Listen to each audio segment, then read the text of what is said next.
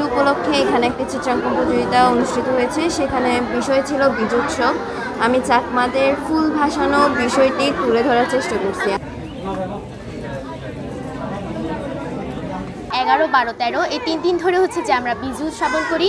এটা হচ্ছে চাকমাদের জন্য শুধু বিজু আর কি, কিন্তু মারমা, ত্রিপুরা, তঞ্চঙ্গা ওদের জন্য হচ্ছে যে বিজু, তারপর হচ্ছে সাংরাই ওগুলো রয়েছে।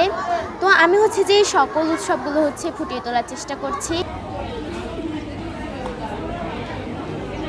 প্রতি বছরই আমাদের রাঙামাটিতে এই বিজু উৎসব উপলক্ষে এই প্রতিযোগিতা আয়োজন করা হয়।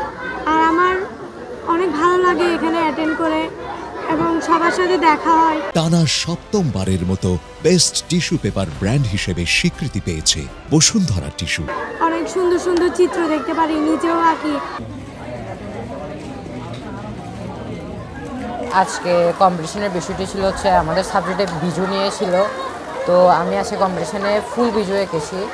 আজকে এখানে আমার কম্পিটিশনে অ্যাটেন্ড করার অনেক ইচ্ছে ছিল, তাই আজকে এসেছি। আমি আজকে ফুল বাসানোর দৃশ্য এঁকেছি। আমার ছবিতে দুইটা মেয়ে ছিল, আবার ফুল বাসাচ্ছে। পয়লা বৈশাখ যখন এখন পয়লা বৈশাখ নাই, পয়লা বৈশাখ ঠিক করে রাখতে পারলাম না।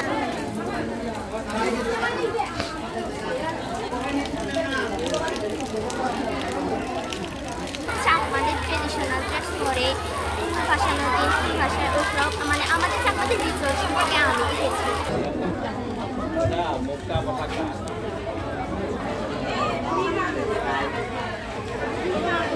স্টুডেন্ট বলতে গেলে আপনাদের 200+ স্টুডেন্ট হচ্ছে আপনাদের এখানে অংশগ্রহণ করছে।